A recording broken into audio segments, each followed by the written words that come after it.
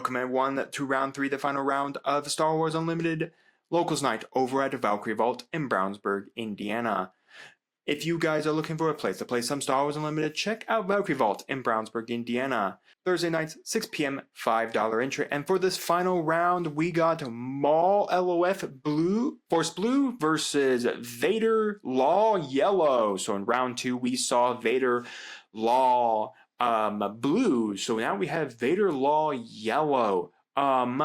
Pretty cool. And Maul, which I think a lot of people are pretty hyped to actually play Maul in this format. It's interesting, he's actually kind of pretty good right now at locals, but he's not really making a splash in the meta. But nonetheless, he's still a very cool leader for the Law meta. So before we jump into the game, let's discuss our 2 decks. Maul LOF Force Blue is basically Maul LOF Force Blue from pre-rotation. It's playing the exact same thing. It's all playing all the Night Sister stuff, so your Thousand Assassin, your Karis. Then we're also playing on, now there are 2 Rule of 2 for the Sith, so we're playing that one as well. We're playing every good just red blue card right now currently in Premiere. So Maul states on his front side, if you don't know, action tap and pay the force, deal 1 damage to a unit, and then deal 1 damage to another unit. He flips for 6, and then on attack, deal 1 damage to a unit, 1 damage to another unit. And again, all force bases are the same. On attack, if you attack with a force unit, gain the force. You can only have the force up for one time, so you can't like attack multiple force units and then generate multiple force tokens. Anyways, we did see Vader Law Blue, like I said, so this is the different flavor of Vader. This one is in the yellow package where you get Stygian Prime, you get some other different cool things with this one. This player is a lot more aggressive of using Vader's pitch ability, and they're using That's a Rock, which is the most hilarious card in the world in my mind, but it's a very interesting deck. The Stygian Prime is in here, which is a very nuisance of a card where it attaches to a non-leader unit.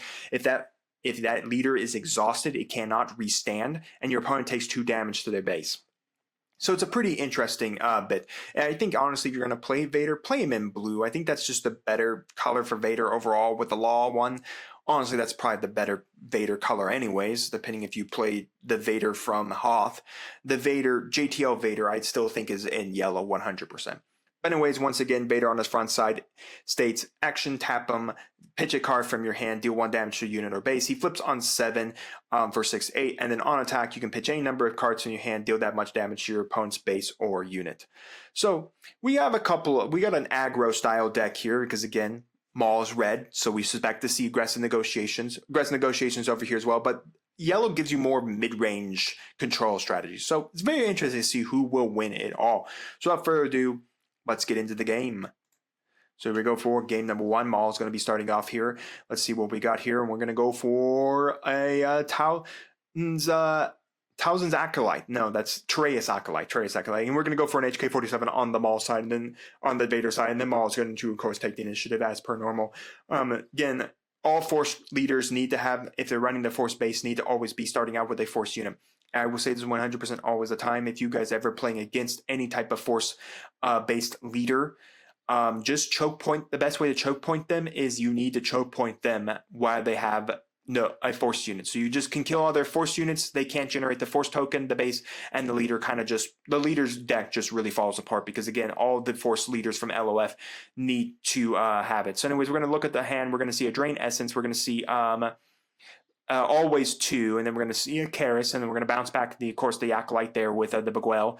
So really cool. So we do have some things in there that are very nasty to see. So anyways, we're going to go for the Karis here. Again, Karis on death may use the force. If you do get a unit -2/-2 for the face, we're going to have HK swing in 2 damage, and we're going to go for the Vader effect. We're going to pitch a Dr. Alfaria to deal 1 more damage to the base there. And then we're going to pass. This is the one thing. I think the blue engine is just so much better for Vader anyways for the pitch engine than the yellow one. Because blue gives you the ability to draw with the Mandalorian and Xiao a whole lot better than yellow. And I think that's where this Vader, the Law Vader really has to stand, is on blue. Because he needs the draw engine, especially if you're going to be pitching cards out of your hand, it's not great to have no hand in this game when your opponent is basically able to get a hand here. As we're going to swing for 2 damage on our opponent's base here, and then we're going to swing for the HK dealing 2 damage to our opponent's base as well. So we've got some good things going on right now. And anyways, then we're going to go for HK47 once again. Both sides have an HK. Then we're going to go pitch That's a Rock. It will do, so the Vader deals 1 damage here, and then That's a Rock then triggers. So then we're going to go put both damage onto the HK47 here, and then we're going to be able to then go for it looks like we may be considering the Maul trigger here to deal 1 damage to the HK. It doesn't feel great burning the Maul trigger here because it only deals 1 damage to HK47 and can't. So it looks like we're going to do 1 damage to 𝐒𝐎𝐿, 1 damage to HK. That's a very interesting thought here. So anyways, we're going to go for the TIE defender up there. That's if you pitched a card this turn, you get to give it a shield token as well. So yeah, so That's a Rock is a very interesting card, folks. When pitched out of the hand, so we're going to go for Drain Essence. Drain Essence to kill HK40, to deal 2 damage to HK47, and then give ourselves the Force here, which is pretty nice. We're going to claim the initiative there. From the Vader. But yeah, That's a Rock is literally pitch it out of your hand. The Vader then gets to do 1 damage to something on the battlefield, a unit or a base. And then That's a Rock deals 1 damage to a unit. So yeah, it's literally you just chucked a rock at a person.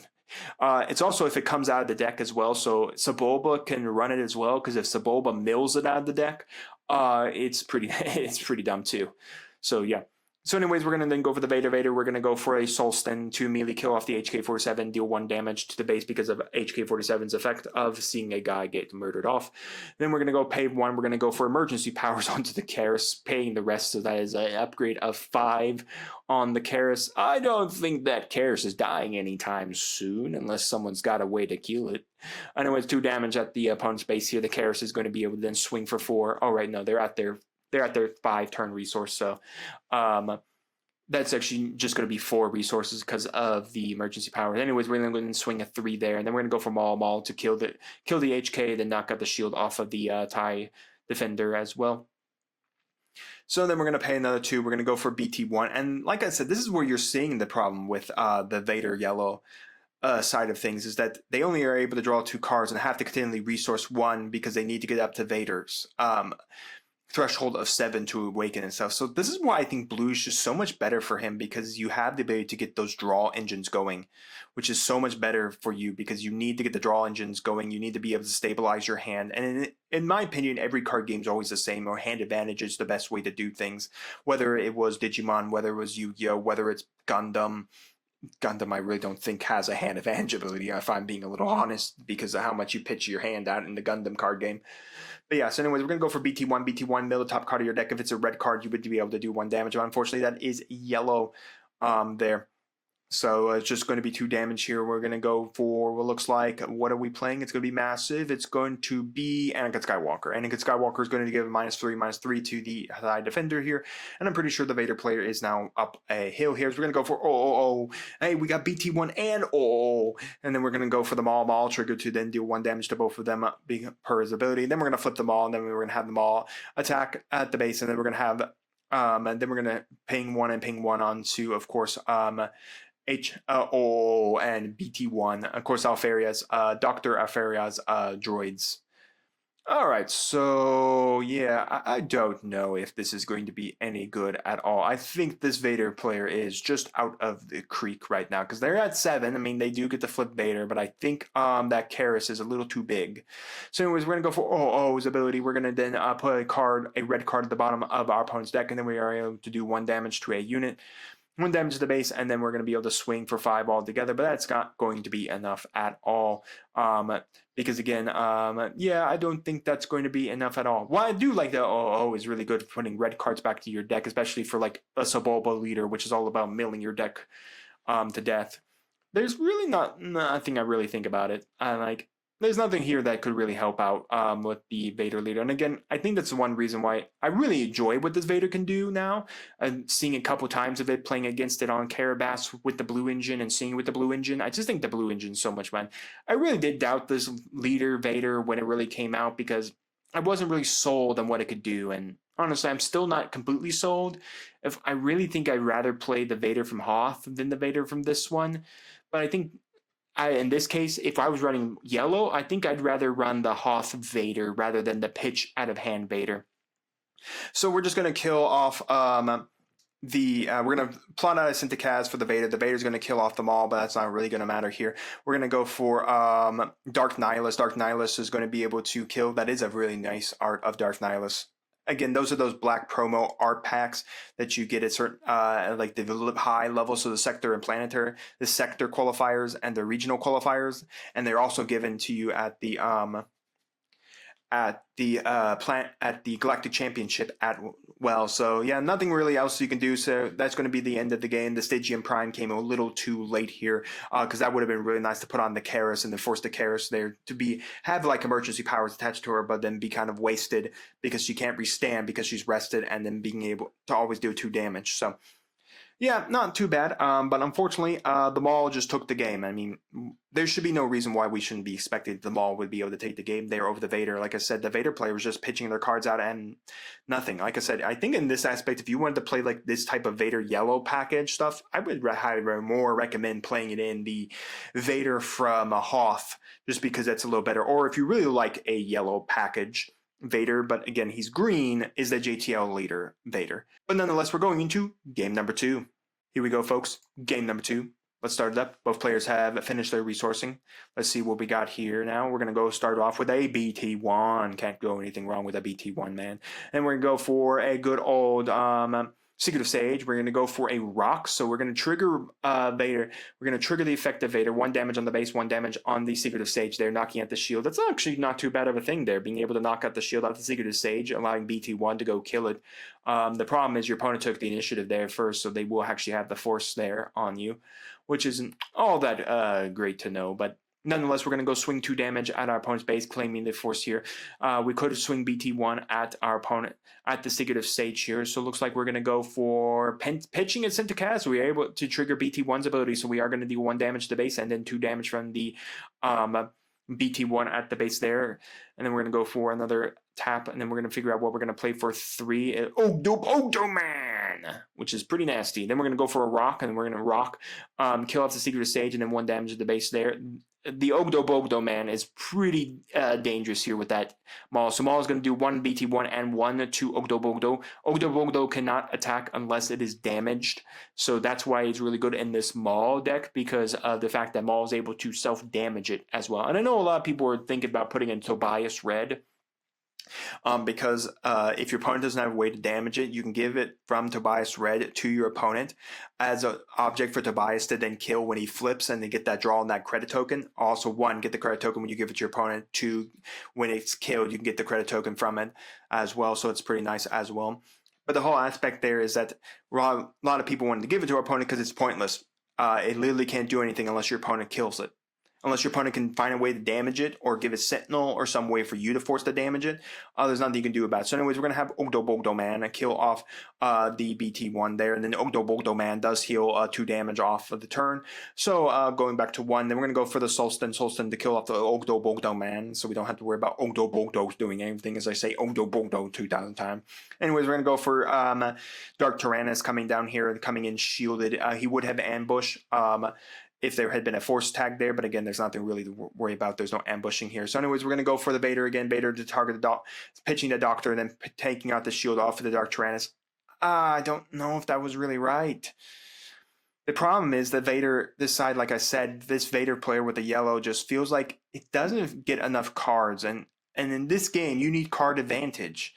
In my opinion, like sitting on 1 card while your opponent's on 4 or 3 cards is not great, because they can constantly play a guy while you have to put a card of 1 to 2 cards you drew for the turn. It's not like that. Again, yeah, sure, you could probably maybe manipulate that by playing like the yellow base that the yellow splash base that you can then get around with, like utilizing Max Rebo, so that way you can dig like 4 cards deeper into your deck and then resource 2, which again I think wouldn't be actually too bad for this Vader, because that allows you to give a ramp. So anyways, then we're going to go for 𝐒𝐻 coming down here as well. Again, on death, you can then trigger the ability to give something -2/-2. So it doesn't do it on play like Towson's Assassin does.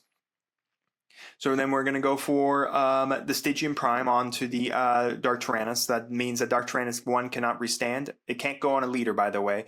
Dark Tyrannus can't withstand, and it deals 2 damage to our opponent every time, as long as Dark Tyrannus has it attached to it. So anyways, we're going to go for the Maul trigger. We're going to ping the shield, ping the Dark Tyrannus, which kind of makes sense. The whole aspect here is that the Maul can technically slowly kill off the Dark Tyrannus via the effect of Maul here, because it does have the characteristic only gain the force, so in 3 turns it technically will kill off the Dark Tyrannus.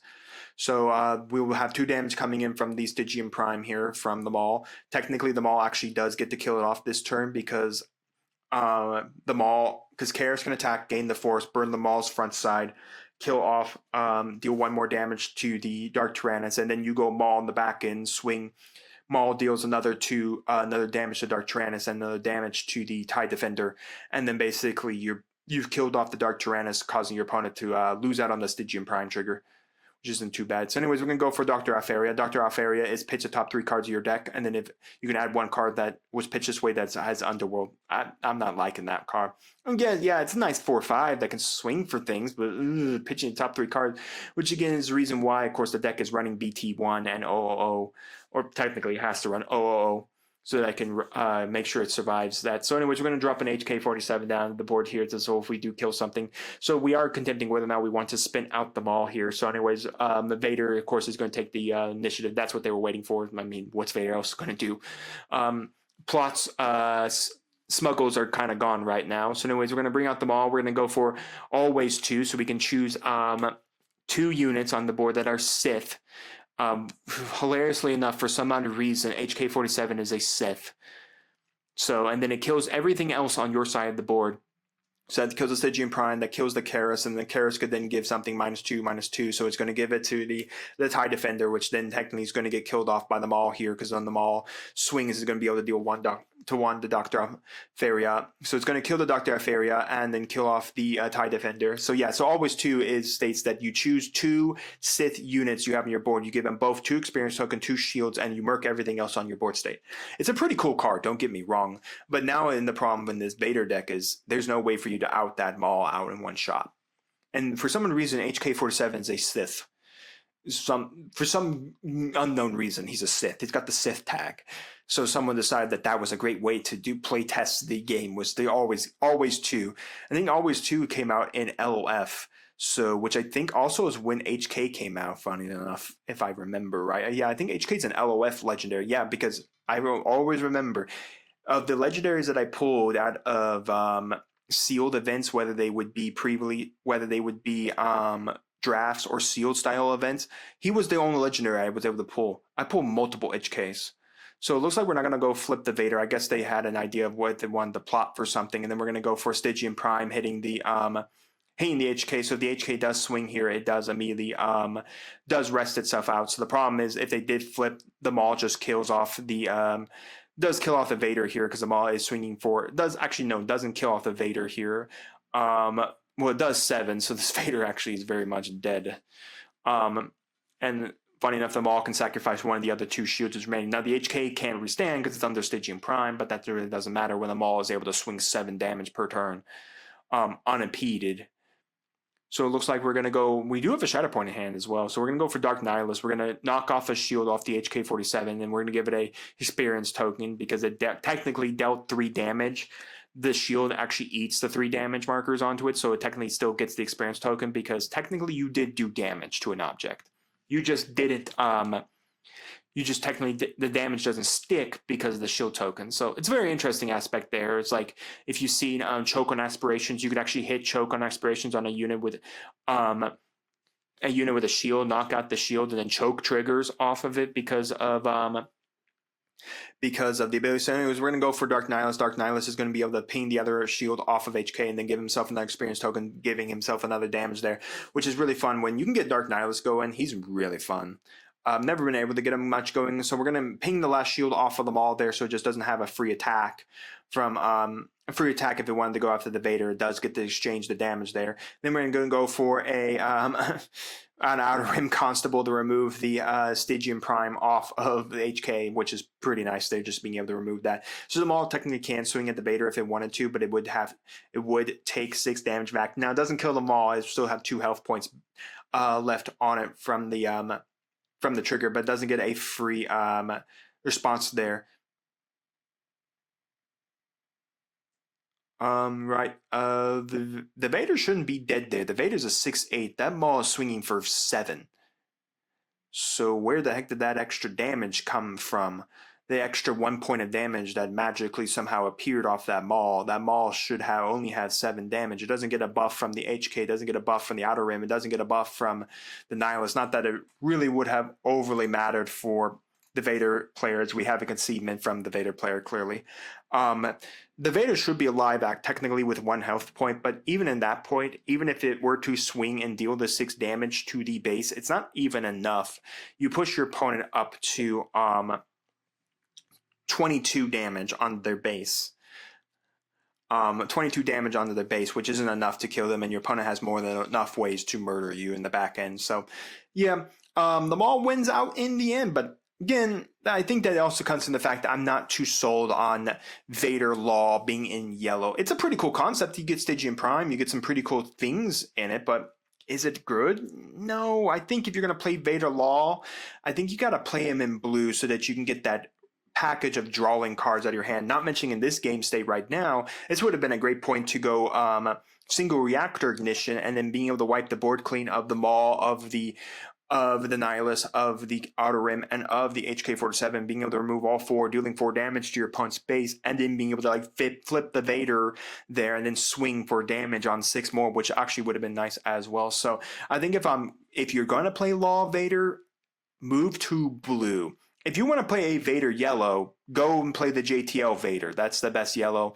Or you could try it out with the Vader from Hoth as well. I'm not completely sold on that Vader, but I don't think that's a horrible Vader. I think you can definitely like go X1 at a locals with that Vader 100%.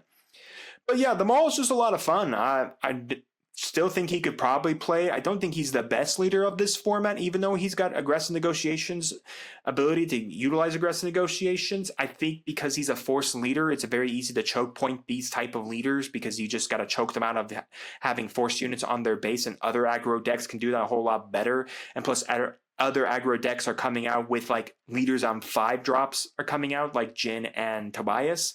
So yeah, nonetheless, guys, let me know your thoughts down in the comments on the gameplay, on the decks, on the leaders. What are you excited to play in Law? What are you excited to build from Law? Let me know all that down in the comments. And where to commenting, do make sure to like the video, subscribe to the channel, and ring the bell so you can notify when my videos go live for you. And we'll see you here next time on Mom Dragons TCG.